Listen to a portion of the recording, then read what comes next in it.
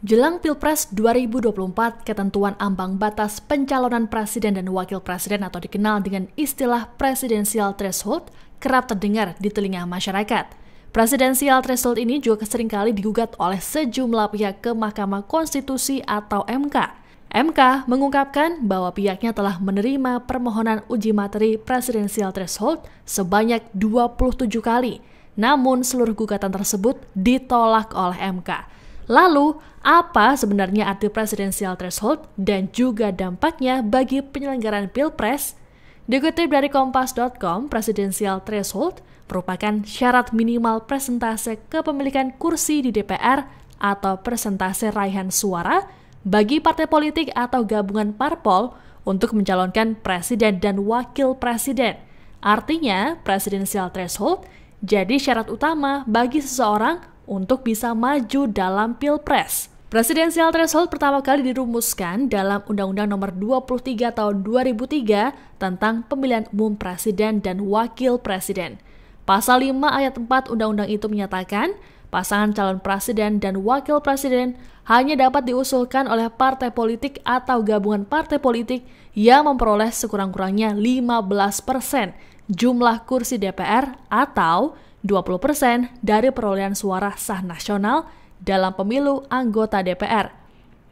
Ketentuan ambang batas ini pertama kali diterapkan pada pemilu 2004 yang bertepatan dengan penyelenggaraan Pilpres untuk pertama kalinya di Indonesia.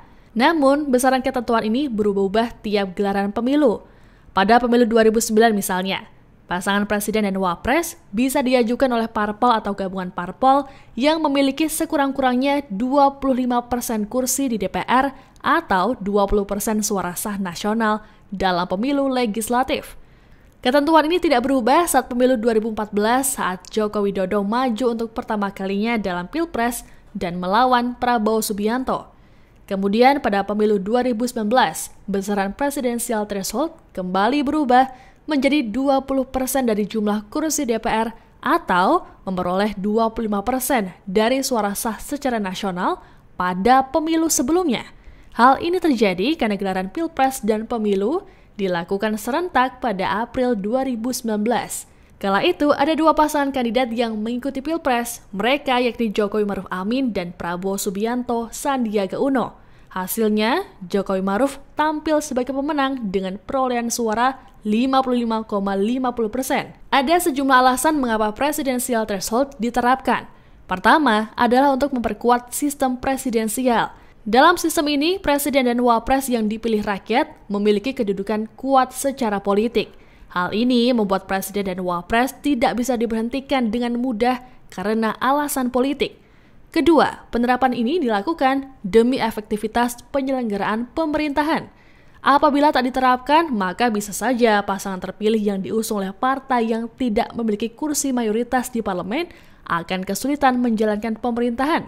Hal ini lantaran kinerjanya akan diganggu oleh koalisi mayoritas di parlemen. Terakhir, alasan penerapan presidensial threshold adalah demi menyederhanakan sistem multipartai melalui seleksi alam. Terima kasih sudah nonton. Jangan lupa like, subscribe, dan share ya!